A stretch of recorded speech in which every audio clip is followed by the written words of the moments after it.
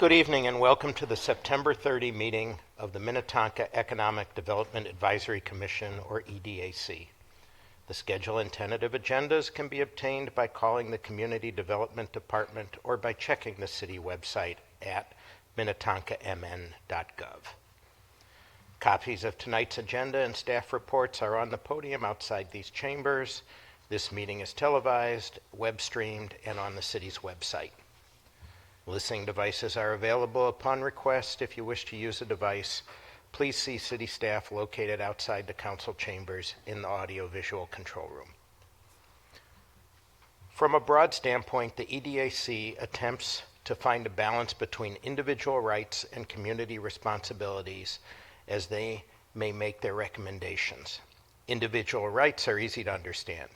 Community responsibilities are more subtle, but the idea is that we, as members of the community, agree to limit our individual rights for the common good of the group. The Community Development Department, the Economic Development Advisory Commission, and the City Council are charged with managing these sometimes difficult balancing acts. We ask that you keep this broader perspective in mind as we review tonight's subject matter. Before we begin, please make sure your cell phones are turned off, and items on tonight's agenda include villas at Chasewood, HIA, and the staff report. Take roll.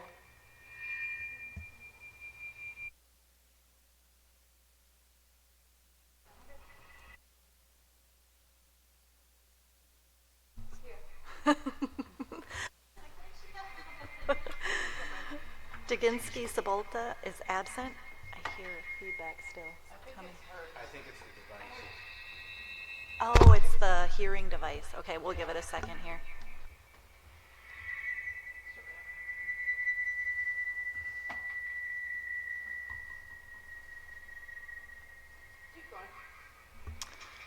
Falk, absent today. Haig? Present. Ramaka? Here. Jacobson? Here. Johnston? Here.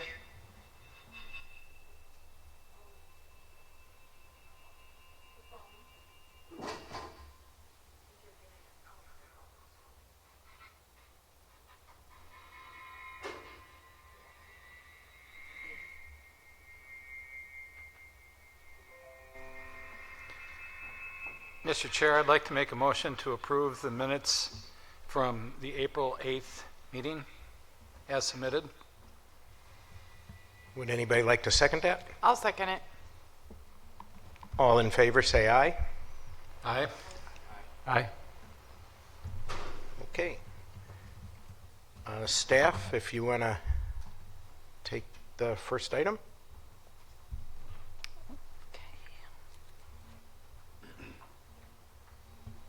Thank you. Yes, I am ready. Should make sure everybody else is ready. Great, thank you, Chair, Commissioners. So today, staff is looking for feedback on a proposed home improvement area for the villas at Chasewood Association. We have Shane Rudleg from Ellers here today, in case you have any questions that he can help answer. As well as Doug Strandis, who is the Villas of Chasewood Association consultant. Here we go. So some background. In 2011, the City Council adopted a policy that allowed the establishment of housing improvement areas, or HIAs, in the city. A housing improvement area authorized under state statute allows cities to help arrange and finance rehabilitation for common areas on owner-occupied residential buildings such as condominiums or townhomes. An HIA is defined area where private housing improvements are made, including common elements in a common interest community or condominium, and where costs associated with the improvements are paid for by fees imposed on property owners. Within an HIA, the city has the authority to finance housing improvements by levying fees to pay for the improvements. The Villas at Chasewood was built in 1989. The condo development consists of 21 buildings with 188 units. 147 are owner-occupied, and 41 are occupied by renters. The building consists of 1-bedroom and 2-bedroom units, ranging from approximately 800 square feet to 1,152 square feet in size. And the unit value ranges anywhere between $101,753 to about $275,000. The association began to notice some deficiencies with the building's siding condition, and so in 2021, the association hired Encompass Engineering to assess the siding across all of the buildings, and the evaluation revealed extensive damage to the sheathing and the underlying framing. The report indicated that these conditions resulted from siding deterioration, lack of weather barrier, and animal habitation. During their investigation, they found that the multi-story deck stacks and below windows and roof wall intersections had some of the poorest conditions. Some of those images are from that investigation. The report noted that the deficiencies left in the current state would continue to deteriorate the building. Following the assessment by Encompass, the association considered options for financing the improvements to correct the building deficiencies. The association contacted 3 lenders and could not secure financing to complete the improvements. In 2022, the association reached out to the city to discuss the potential of creating an HIA to pay for the improvements. In addition, in 2023, the association was declared ineligible for mortgage financing through Fannie Mae and Freddie Mac, the 2 largest providers of conventional loans, due to the significant deferred maintenance of the property. The association submitted the formal application in July 2024. The proposed project includes a wide variety of repairs, the most significant being the replacement of windows, doors, deck stacks, and siding, which were identified in the report prepared by Encompass. The total project budget including soft costs and loan costs, is estimated at a little over $12.5 million. A high overall project cost estimate, including a high contingency cost, is to help cover the unknowns of what work may be hidden in the walls of the buildings. And that gives you a good idea kind of all the different types of work that's going to be needed to be done in the total project. Going on to financing, the association indicated that it would prefer to finance the improvements initially with a construction loan provided by Northeast Bank. The city would then provide takeout financing following the completion of the construction. Staff is proposing that the city issue general obligation housing improvement bonds over a 20-year term, allowing prepayment prior to bond issuance, which would avoid interest over a 20-year term. The assessment would come in as anticipated and cover the annual debt service required to make the bond payments. Should the council decide to pursue bonds to finance improvements within Villas at Chasewood housing improvement area, the bonds must be issued as taxable bonds. The issuance of these housing improvement bonds does not count towards the city's Ability Bank qualification limits of $10 million annually and are not secured by the general obligation of the taxpayer.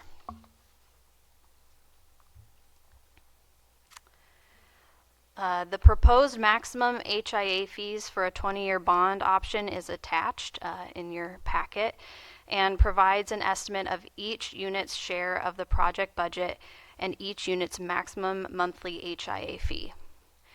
The interest factor percent of building for each unit should, shown in the schedule, is the interest factor of each unit owner's share of the association, which is included in the association's declaration. The project HIA fees are maximums, and the actual HIA fees are anticipated to be less. If the project comes in under budget, then the maximum HIA fees for all units will be reduced proportionately.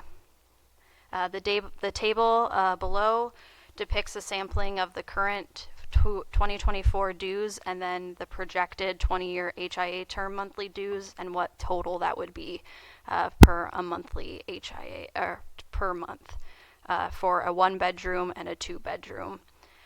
Also, you can see there the total assessments for if someone prepaid would be for a 1-bedroom unit, $57,233, or about, looking at an 800 square foot unit, about $71.54 per square foot, and then 2-bedroom at $71,448. The same at looking at 1,000 square feet for a 2-bedroom at $71.45 per square foot. In order for the association to move forward with an application, the association must obtain signed petitions in support of the project from at least 60% of the property owners for the proposed HIA. The association hosted lots of informal meetings and put out a lot of emails and different ways of communicating with the owners and received 157 petitions of support, which is about 84%. Staff reached out to about 10% of the residents that signed petitions to ensure that they understood what they were agreeing to and understood the costs associated. All who responded stated they were provided a significant amount of information at multiple meetings and through multiple different forms, and fully understood what the requirements and fees associated with the proposed project would be. Staff's initial review of the application materials met the council's policy eligibility, and a lot of those are lined out in the report, going through each individually. Looking at the proposed HIA application review timeline, as you can see, July was when they applied to the city.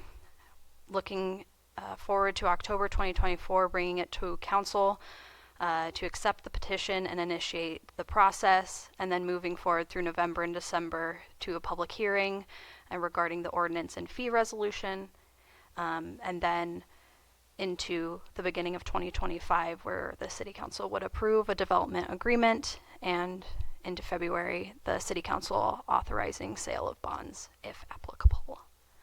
And I believe that's the last slide. Now time for discussion. Great. Any questions? Mr. Chair? So is this HIA, is this the first one that we've done, or have we done other HIAs in the city? I have a laundry list of questions, so I'll let the team answer that before we. I can answer. Yeah.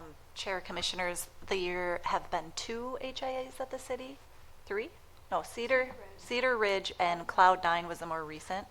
Was there one before that? I don't know. I'm losing Okay. my memory. I don't Those 2 for sure. So Cedar Ridge is still repaying their HIA, and Cloud9 is repaying their HIA. And, that one was, I believe, like 2017 or 18. So that's our most recent one.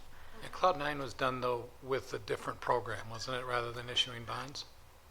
It was a bond issuance. Was it? Same as this one. Yeah. Okay, Would thank be. you. The first one, the Cedar Ridge. Cedar Ridge was a loan from the city, I believe. Right, and an internal fund that had a balance on it, so that development fund is actually getting paid back. If you look at the EIP, it's reflected in there, their repayment on the improvements at that time. I think some of these next questions are probably more directed to Ehlers as the MA. So if you don't mind answering a couple of questions. It centers, my question centered around the likelihood of timely payment of these fees or taxes, the special assessment, and how that comes in. Is it paid by the HOA? Is it paid by the individual property owners? And the timeliness to meet debt service on the bonds, how can we be sure that if we're putting the city's name on it, that we're going to have payment timely enough from the collection of the assessments to pay the interest and the principal on the bonds? Sure, Mr. Chair and members. The whole HIA process is set up to be as foolproof for the government as it can be, given the situation. Obviously, it exists so that low-cost financing, or the lowest cost possible financing, can be available to help these, in some cases, naturally affordable housing units. And so there are a number of safeguards that exist in a financing like this to address the concerns that you brought up. The first one is that 105% of the cost of the project is levied every year, and so you're collecting more than you need to. At the end of the day, the government doesn't keep any of that. It goes back to the HOA, but it is a safeguard to protect against that. We also work with the applicant to get a feel based on their experience for how many assessments may be prepaid, because that affects how we would structure the bonds. But our experience has been that there are very few instances where there's a lot of risk for the government in these situations, because the special assessment sits in front of the mortgage. And so if there were a foreclosure, ultimately it's a cash flow issue. It's not a will you ever get paid issue. So that brought Chair, up one of my if other... I can just interject. Shane, can you maybe a little bit more careful on the words we're using, because it really isn't a special assessment. That's a different part of the state statute, and I want to be clear for the record, not because it really matters, but it's a fee that's collected. Yeah, So I just want to make housing sure. improvement fee is the technical name for the fee. So when you get your tax statement, it shows a separate line item that says housing improvement fee. Right, not an assessment. So I just want to make sure. Fair point. It functions in a very similar way. I Yep. think I led them down that road wrongly. So And- what happens when, there's this assessment, this fee that's placed upon the property? What happens when the property sells? And, I mean, this is something that's ahead of the mortgage. So what happens to that remaining outstanding balance of the fee? Is it assumed by the next purchaser of the property, or does that have to be paid out of proceeds? How does that work? Right. Do you want to? Yeah, Go ahead. Chair, Commissioner, on Cloud 9, we structured it so the fee went along with the next owner, because the prepayment period was up front before the bonds were issued, so they weren't able to pay it off at a sale. So this And the would- reason we do that, just to finish that thought, the reason we do that is because we want to assure the bond payment, right, over time. And if everybody's just selling and paying, well, then now we have a bond sitting out there. So it's a money management issue. Okay, and the bonds would have a call period or protection of some sort? Yes, Chair and members, we would put in a standard call in about 10 years. Of course, we haven't gotten into the nitty-gritty details of structuring that debt yet, and that wouldn't be structured until next fall sometime. So the general timeline is that if the city of Minnetonka moves forward with this, you go through a number of steps through the fall and into the first couple of months of next year. They would get a construction loan and do the project. We'd understand the final cost next summer, and then actually structure and sell the debt in the fourth quarter of 2025. So all those things would come into play. We would put in what we think is an appropriate call date in the debt to avoid exactly what Ms. Wishnak was talking about, and try to manage the money as best we can. So then, are these bonds rated or are they not rated? I mean, the city's general obligation rating is a AAA. Are these bonds rated as a special fee bond of the city, or are they not rated? They typically are rated. The city's GO is on the debt. And so it is a backstop, and that's how this whole financing works. But it is not primarily or at all intended to be paid by that, for all the reasons that we talked about. And that provides for by far the cheapest cost of debt for the association. Yes. Comparatively to even what their construction loan is going to be from a bank. And so then why would we double the costs of doing a construction loan and then the takeout financing instead of just wrapping them all into one package? Mr. Chair and members, so the reason that this this project is doing it that way is because they don't know what they're going to find inside the walls. And so there's a healthy contingency built into the estimates for the project.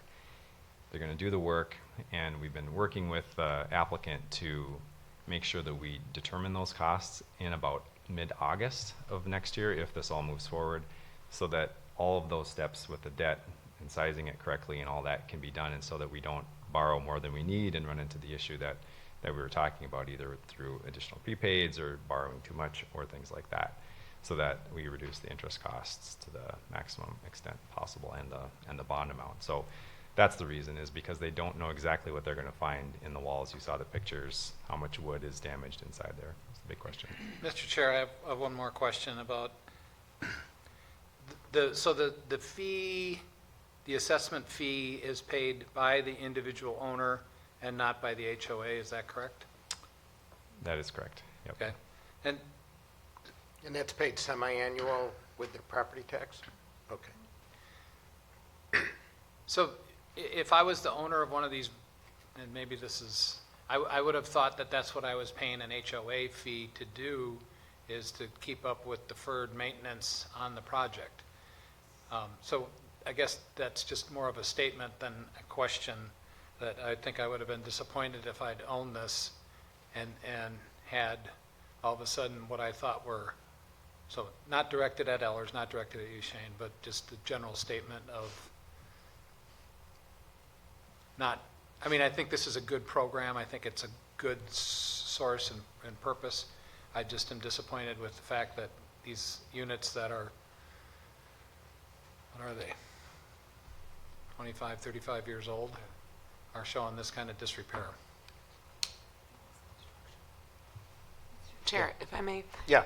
I mean, I think this is something that we find in units of this era, right? It's before the law required everybody to comply with the long-term maintenance planning for their organizations.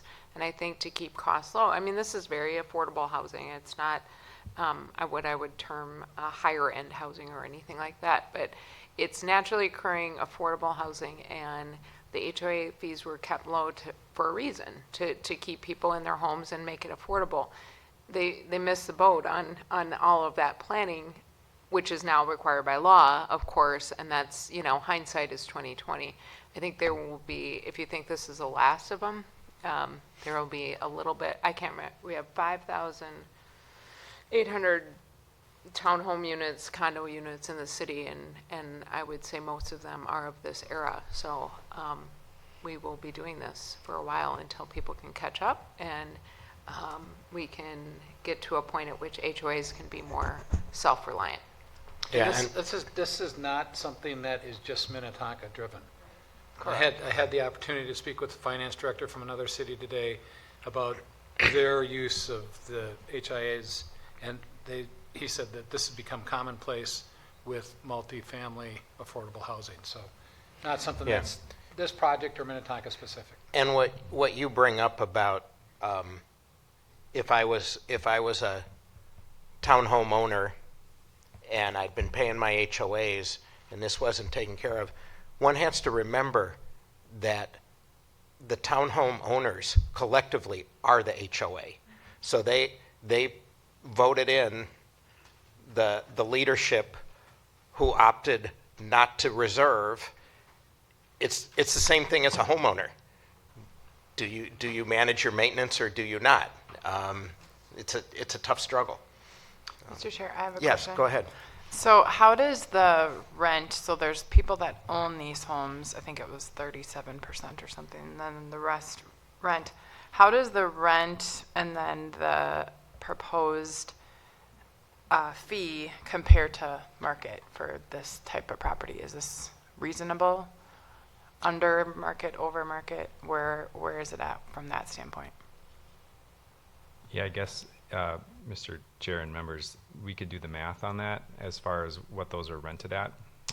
Just before we get off the topic, and wanted to point out the affordability piece of it too. I mean, I mentioned naturally occurring affordable housing a moment ago, and as you all know, we're working on a couple of townhome developments for affordable housing, restricted incomes and things like that. Those are quite expensive per square foot. I think we're all shocked at what those cost. I'll speak for myself anyway. I think I've been at this podium talking about that before. These are at about $70. I know this is not a new build, but they're somewhat analogous, right? You're spending $400 or $500 a square foot for new affordable housing, whereas on a project like this, you're in the 60 or 70, depending on which number you use to get a project back up to some level of repair, so that it's not going to be further damaged with water. But on the rent side of things, we could do that analysis and get that back to you. Mhm. Yes.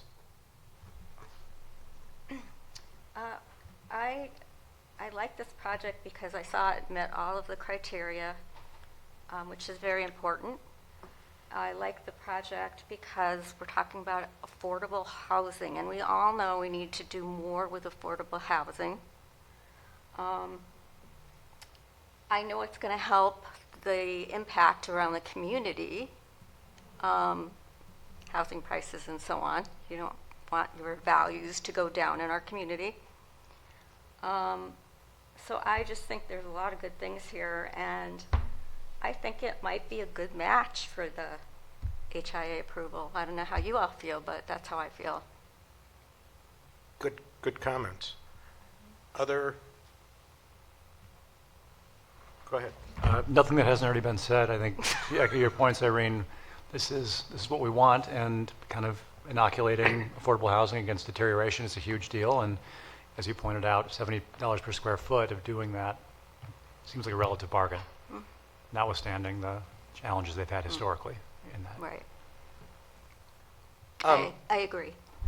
A couple of things that I was saying. One, by not doing the construction loan, it actually takes a big risk off of the city in the sense that we don't have to manage the construction loan, and if the construction doesn't work out. So I think that's a big positive in reducing risk. The pricing that was mentioned about these properties are, I think it was like 150 to 250,000 or 175. Is that before these improvements are made? So that's what they're currently trading at in the market. So we could assume that these improvements would bring the value up substantially once they're made. Were there any reserves in the HOA? Like what level of reserving were they at? Sure. I do recall looking at the reserve study, but I believe that our consultant, Doug, or the association's consultant, can provide more input on that. Good evening. Thank you for allowing me to attend. Several comments. The need for this work primarily is not a lack of maintenance. It is mostly poor design and construction. It was constructed with no water barrier behind the siding. So any water that managed to get through the siding got to the sheathing, which was non-waterproof sheetrock. So it went straight through the sheetrock and has started to deteriorate the structure. And Encompass, the engineering firm, has done some invasive investigation and come out with structural members that were somewhere as much as 2/3 rotted away. So poor design and construction. The windows, the original windows, not good. And as you may know, you can pay whatever you want for windows and you get what you pay for. And the third, facade and windows, so those are the two biggest things, but the attics is also big. And the attics are a mess, and you should not have to maintain attics. They should be able to just sit there. And when the association started having Compass do a top-to-bottom assessment, investigate everything. They started going through the attics and they went, this is horrible. Some of the attics didn't even have insulation. So addressing all that, we're projecting that it will make a big difference for the association members, that heating and air conditioning costs will go down significantly. Completed another HIA project in St. Louis Park a year ago, and they had a complete facade and roof redo. And the building is now so energy efficient that they're having to overhaul their boiler system because last winter they couldn't turn it low enough, and homeowners were complaining about it being too hot in the building. So, as you know, the HIA fees go on the property taxes. Property taxes get paid 99.9% of the time. I learned over the years that even if you don't escrow with your mortgage company, if you don't pay your taxes, the county reaches out to the mortgage company within 10 to 15 days of the due date. The mortgage company pays the taxes and comes after you. I have been working with HIA projects for 29 years, and to the best of my knowledge, none of them have ever come close to a default. One of the first projects was in Hopkins, a 328-unit townhome development, which I referred to as the Beirut of Hopkins. It was a true hellhole. And the city said, we gotta do this. But they allowed for a sizable default on the property taxes. And the actual default rating didn't even hit 20% of what they were afraid it might be. So, very secure. And I have heard one of his colleagues, Stacy Klilvang, appear before several city councils and say HIA financing is a very low-risk use of bond financing. Curiously, yes, there are 41 renters, did you say? Yeah. Many of them, potentially a majority of them, are family members of the owner. So while they're technically renters, I'm not sure that they're true renters. And then blacklisting, that is the serious issue, because since it was blacklisted last November, I think only 4 or 5 of the units have sold, and they have sold for about 30% of what they were selling. What Kendall shared as far as prices, take 30% of those numbers, and that's what they're selling for now. And all I can conclude is those owners, when they sold, must have been really desperate for some reason to get out of there. And No, and that's partially why you have some of the renters in certain situations. If you Yes. can't sell, you Yes, rent. Exactly. And Fannie Mae and Freddie Mac, there's been a lot of back and forth with them, and they've said, you complete this project, you're off the blacklist. Until you complete the project, you're on the blacklist. So, those are my comments. Great, thanks. I was going to ask, what year was this built? I believe it was 1983. 83, so we're talking 40 years. It was Yeah. built in 1989. 1989? Okay. 35 Still years. close. I mean, there's never such a thing as no-risk bonds, but I really think this puts the city in a very low-risk situation. I'm assuming you're looking for a recommendation from us? And Mr. Chair, general before we do feedback. that, can I just Yeah. go make ahead. we do a lot of work relative to affordable housing, and much of that work has to do with the but-for, the city's monetary involvement that these projects would not work. Here we have a situation where we have naturally affordable housing, back to what Irene had said, that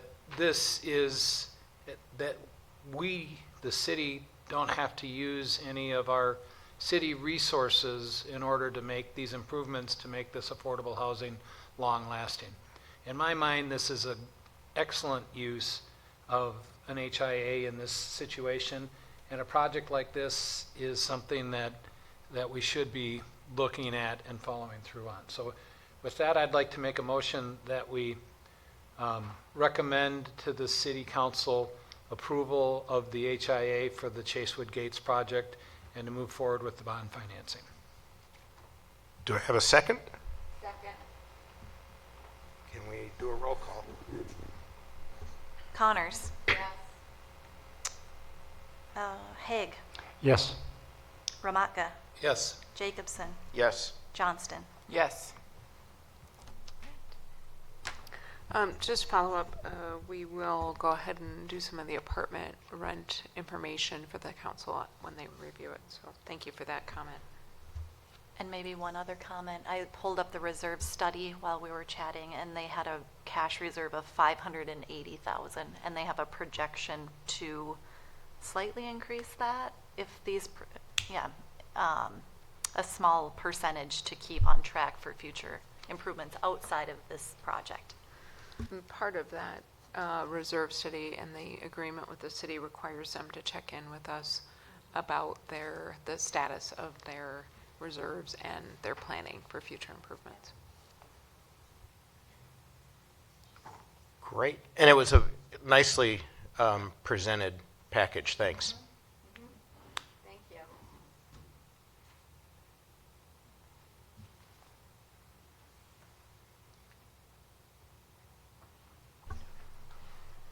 Want to do it? Sure, why not? Go for it. Perfect. On to the staff report. So, Thank you. first. Thank you.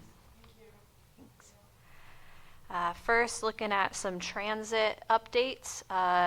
The Metro Green Line extension, there is some new drone footage, new drone video of the entire Metro Green Line on the Metropolitan Council's YouTube channel.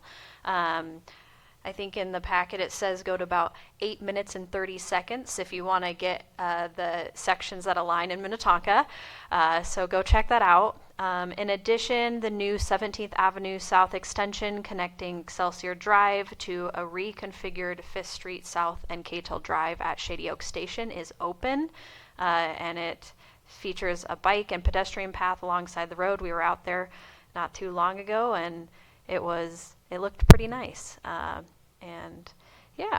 The Minnesota River Bluffs Trail between Shady Oak Road in Minnetonka and Excelsior Boulevard in Hopkins is open too.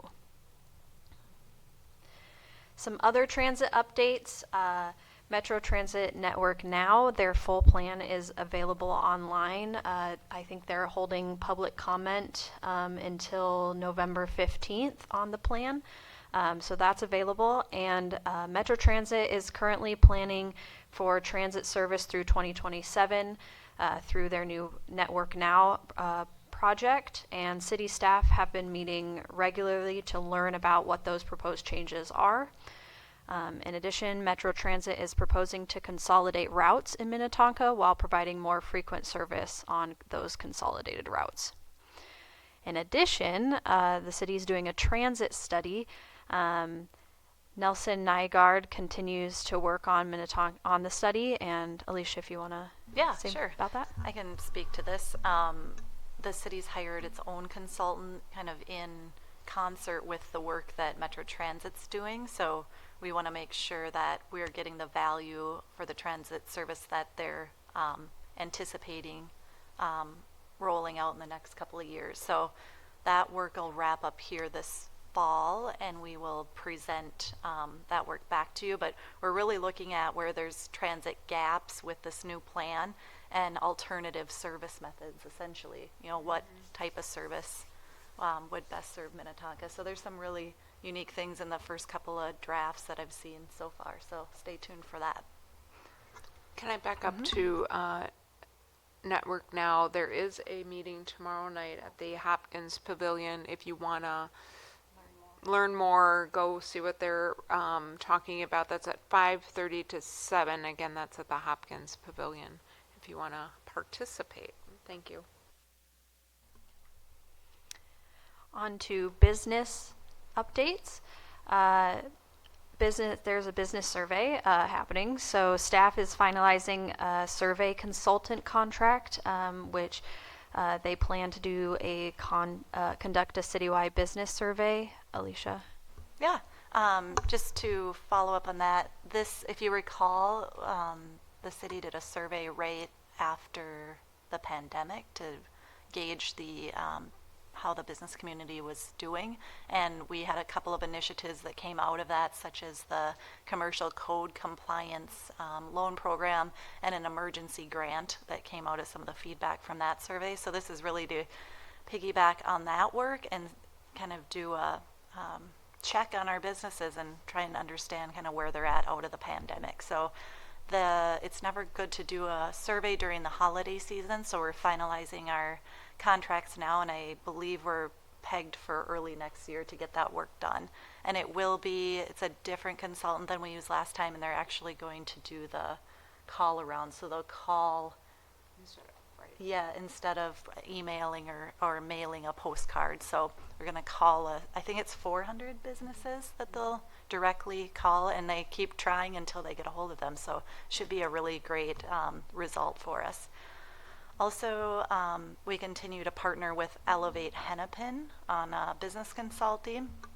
They've had a lot of success lately. They've really upped the marketing for that program so that everybody's hearing about it. So it's been a great resource. So out of Q1 and Q2 of 2024, 16 Minnetonka businesses have worked with one of their 39 consultants for a total of 229 free service hours.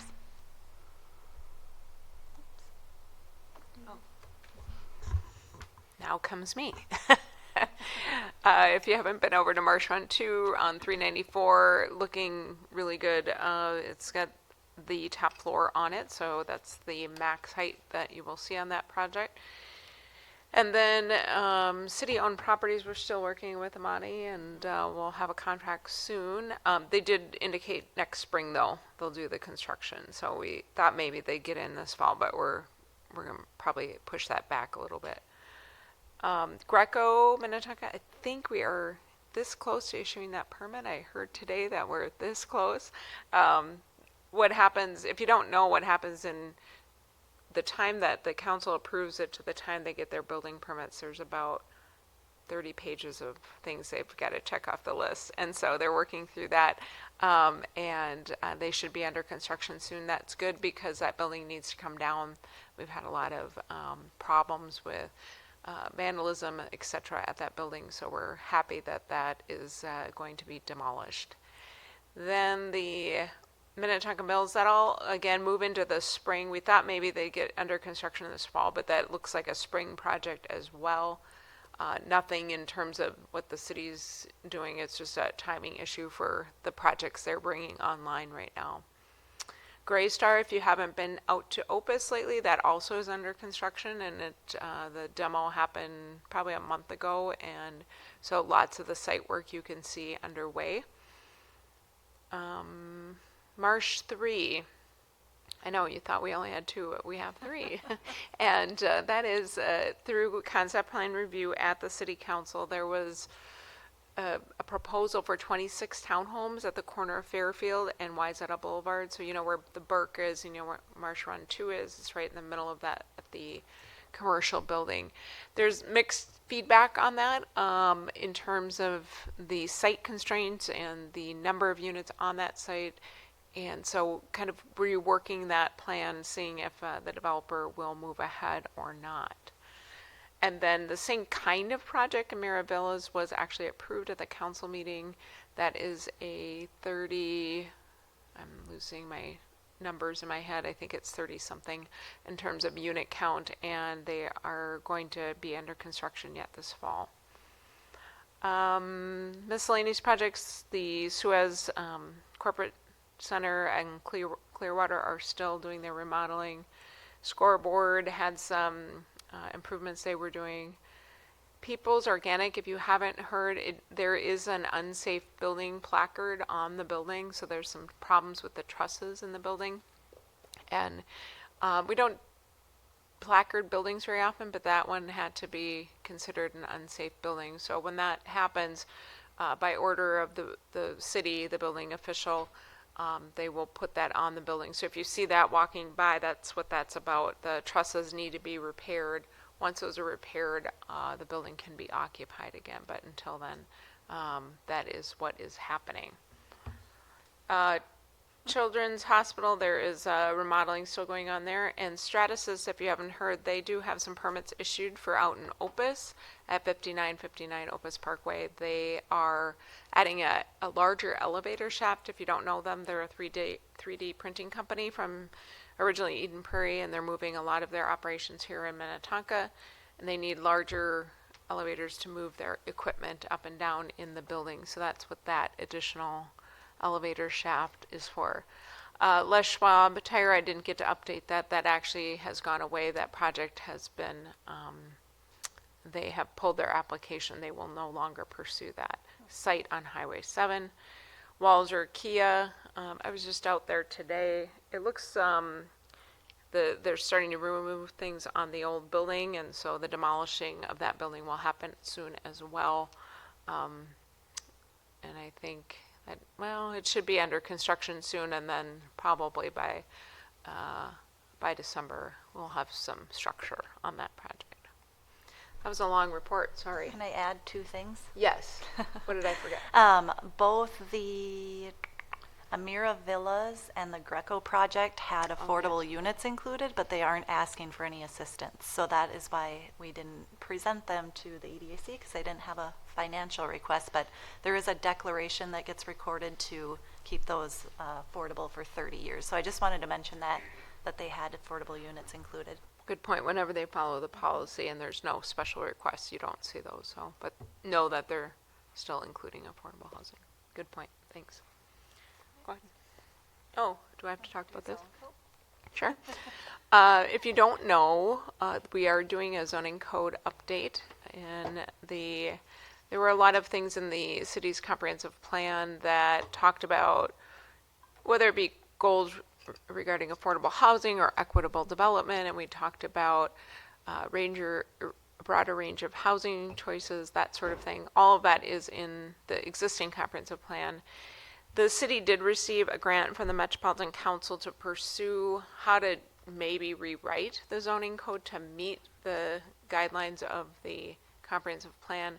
And we were able to do this diagnostic analysis, and it was quite well done. We had a consultant come in and show us kind of what they would fix first, and then some other complete rewrite options for the city council. And the city council at their July 22nd study session did have a consensus that we should move ahead with a full rewrite. For those of you who don't, that's all right. We actually don't mind doing the full rewrite because we actually, as staff, we felt like doing it in pieces probably was even more work than doing a full rewrite. So we were pleased with the outcome, and it is about a 18-month to 2-year process. It's not a short process. We are just in the throes of developing the outline for the council about how this will work, who is involved, what is the public input process, that sort of thing. So we're just kind of finalizing that. Know that as a commission, you will have some representation. I don't know exactly how that's going to work. It's up to the mayor and the city council to kind of make sure that it's the group that they want to be involved, and make sure that the right folks are on that committee, but you will have a presence and a representation on that committee. I shouldn't call it a committee. It's a work group. It is a work group because you're going to be working. So I think that's going to be a hard project, but it's going to be exciting because it's been a while since we've drafted, and it's not normal to rewrite your city zoning ordinance all that often. It's not something you do every 5 years like you do a CIP. It's something that's almost a couple of generations of change that you then come into a full rewrite. So we're excited, and we'll get underway soon. So, good attitude. Thank you. When you actually finish the zone rewrite, how is that? Is it approved by city council, or is it voted by the community? There is not a vote per se by the community. We're hoping that people actually don't just show up at a hearing at the end. We would like people to be engaged the whole time, or at least in parts of it that are important to them. So we're trying to figure out a way where it's not overwhelming to somebody, because to ask somebody to read a zoning ordinance is not exactly the most stimulating thing you can ask somebody to do. But I do think that there are ways to maybe engage with people that aren't so difficult and make it a little bit easier for them. But of course, there's public hearings required at the end and formal things that we have to do. But I'm hoping that's not how, the public becomes engaged. I hope they stay engaged with us the whole way. Yeah. So, thank you. Great. On to housing updates. The rental registration program keeps trucking along. We have had about 313 registrations. 36 are multifamily buildings, and we're working on getting more of those property managers to put their buildings onto the registry. And then 277 are for individual units in condos, townhomes, or single-family homes. Looking at our homelessness program, we have about 56 Minnetonka residents that have been helped, 33 minors. We still have approximately $62,000 left to support those residents. At the next council meeting, actually, the staff is asking council to approve an extension with His House Foundation for their homelessness work for a 2-year extension to continue doing the great work in our community. And then in addition, we are asking them to approve an agreement with His House Foundation to take over administering our emergency rental assistance with remaining $50,000 that had previously been allocated for emergency rental assistance. His House Foundation is in the depths of helping people in the greatest need, and so they are a perfect fit to take over administering our emergency rental assistance in staff's mind. Other housing updates, Pathways to Homeownership. It's been extremely successful. All initial funds have been expended. That's about 9 loans completed with some demographic data there. 7 identified as white, 1 identified as Asian or Pacific Islander, and 1 identified as Black or African American. The average income was about $83,000, and the average age was about 46. Council approved an additional $200,000 on September 23rd to go to this program to help support those who are wanting to use it right now. And we had a lot of calls during the time when we didn't have funds that people were interested in buying property, and we're waiting to get some funding in. So we're excited to have more funds available for those who are looking for down payment assistance. What was the average loan amount of those 9 loans that were completed? 45,000, about, yeah. Yep. Because you had to write in a different report. So true. And then just last, that we do have a story map that we put together, and if you are interested in looking more into it, has a lot of this information, but also additional information about all of our housing work that has been going on in the city. It has a lot of detail, but it's meant to help you all when you talk with people in the community, to help the council, but it has a lot of really, really good information to help understand what housing looks like in Minnetonka. Through the website, right? Okay. Yeah. I can try. We can attempt to navigate. Look at that, easy as that. It has a lot of different headers. So community demographics, housing policy, looking at development and finance, our goals, rental housing, home ownership, homelessness, senior housing, engagement in the region. And so clicking each one of these will bring you to a different section, and clicking on these will bring up the policies on our website and take you to even more information. Looking at our goals, you can see things from what we use to help us achieve our goals and the goals of the region. Let's see, home ownership. We have great tables. Somebody put a lot of time and effort into that. Yes, I did. Thank you. Very nicely done. I'm glad it looks great and you guys appreciate it because it was a lot of tears and sweat, but a lot of tears. Learning on the fly. But yeah, so it has a lot of information on there. So let us know if you want.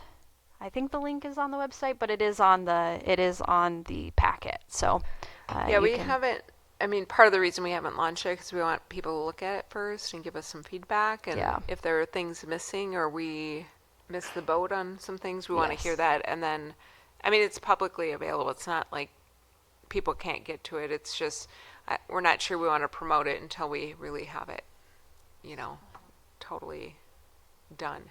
So let us know. Well, it should be our job to test it a little bit. Exactly. Just some upcoming events. The Fire Department and City Open House is on October 8th, so don't forget. And then the next EDAC meeting is on November 14th. I think that's all I got. Okay, do I have a motion to adjourn? I'll make a motion. Okay. Second? All in favor? Aye. Aye. Meeting adjourned. And Chair, if I may ask, if anybody cannot make the November 14th, just let us know either tonight or at least 2 weeks would be really awesome if you can let us know that, because then... Oh. Okay, sounds good. So if you're not coming, just let us know. Thank you.